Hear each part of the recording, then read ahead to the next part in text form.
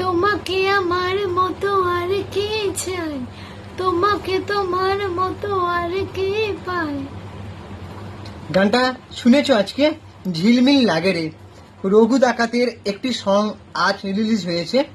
আমার রিভিউটা করতে দেরি হয়ে গেল। প্রসেনের লেখা, নীলায়ন চ্যাটার্জির সুরে, ঈশান মিত্র এবং সুচিস্মিতা চক্রবর্তীর গাওয়া রঘু ডাকাতের একটি সং। ঝিলমিল লাগে। তুমি আরেকবার গানটা গাও।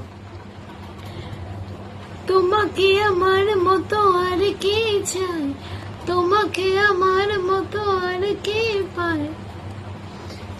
তো এই গানটা আজকে শুনলাম, গানটা ভালো লেগেছে। তবে হ্যাঁ, কিশোরীর মতন অতটা মন ছোঁয়নি। কিশোরীটা যেরকম ভাবে ভাইরাল হয়ে গেছিল, তবে দাঁড়াও, তবে কিশোরী গানটা যখন প্রথম শুনেছিলাম তখন অতটা নেশা ধরেনি। তারপরে আস্তে আস্তে গানটা নেশা ধরতে ধরতে একটা আলাদা ভালো লাগায় পরিণত হয়েছিল। তো দেবদার একটা সেরকম কিছু মাথায় অবশ্যই ছিল, কারণ দেবদা মানে কি বলবো, এই ছবিটা সৃজনশীল পরিচালক এবং সে সিনেমার দিকে যেভাবে মানে মিশে যায়, কোনটা ভালো কোনটা মন্দ হবে সবকিছু সে দেখভাল করে। যাই বলো, গানটার প্রেজেন্টেশন কিন্তু খুব সুন্দর। তো দেবদারও নিশ্চয় মাথাতে ছিল যে একটা গান কিশোরীর মতন ভালো মানের হতে হবে, তার থেকেও বেশি ভালো হতে হবে।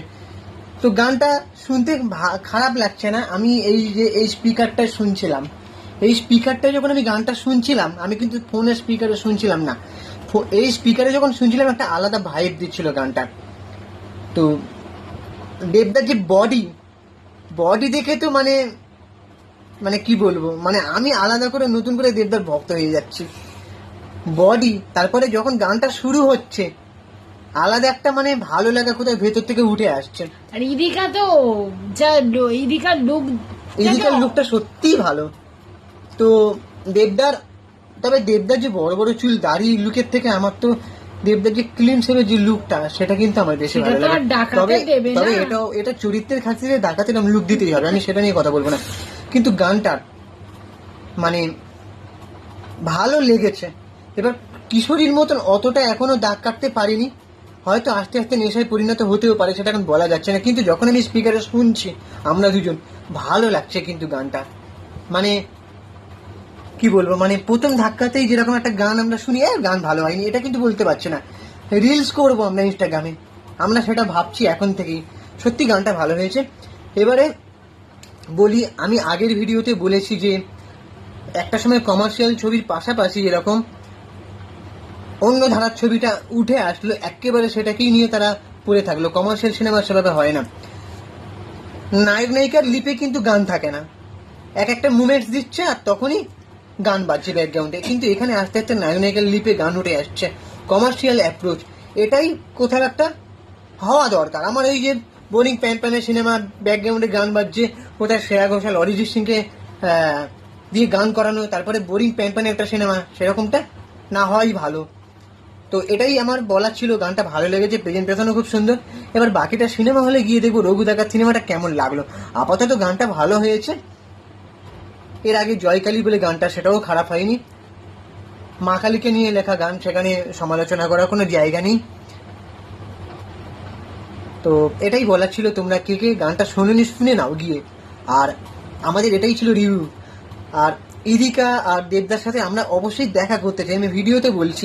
তাদের একটা ইন্টারভিউ নিতে চাই, ইদিকারও বিশেষ করে আমি একটা ইন্টারভিউ নিতে চাই, কারণ তারও আস্তে আস্তে একটা ভক্ত হয়ে যাচ্ছে। হয়তো সে আমাদের সাথে বয়সে যদি কম্পেয়ার করি সে ছোট, কিন্তু সে আলাদা করে ভক্ত হয়ে যাচ্ছে। ইদিকা হচ্ছে মানে লাকি গার্ল বলতে গেলে, যে সিনেমায় থাকবে সেই সিনেমায় বক্স অফিস হিট দিচ্ছে, তাই না? তো ভালো লাগছে। রঘু ডাকাত হিট হোক।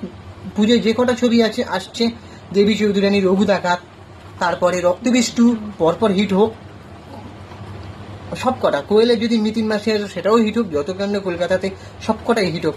তবে ঐতিহাসিক সিনেমা দেবী চৌধুরানী, রঘু ডাকাত, এইগুলো যেন সব থেকে এগিয়ে থাকে, এটাই চাইবো। তাহলে এরকম মানের কমার্শিয়াল সিনেমাগুলো আরও তৈরি হবে, তাই না? এবার তুমি বক্তব্যটা শেষ করো বলে।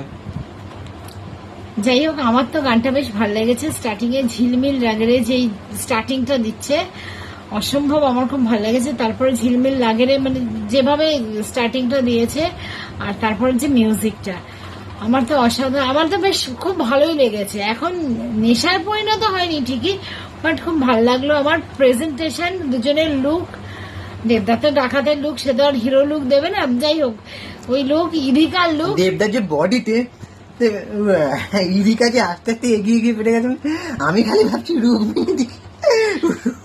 রুক্মিণী রাগ করবে না তো। এগিয়েই তো গেছে। জোক সে পাঠ, ওকে সরি, জোক সে পাঠ। যাই হোক, তোমাদের কি ওপিনিয়ন তোমরা অবশ্যই কমেন্ট বক্সে জানাও। আর হচ্ছে আমরা ইনস্টাগ্রামে আছি চিঙ্কি বাবু 2531। আমি আমারটা গিয়ে ফলো করে দাও, তোমারটা বলে দাও। আমারটা পৌশালী.das31, আর চ্যানেলটা প্লিজ সাবস্ক্রাইব করে দাও আর বেল আইকনটা প্রেস করে রাখো। কাপেল ইনস্টাগ্রাম আইডি হচ্ছে সুপ্রিয় পৌশালী, ওখানে গিয়ে ফলো করে দাও। টাটা, দেখা হচ্ছে পরের ভিডিওতে, বাই।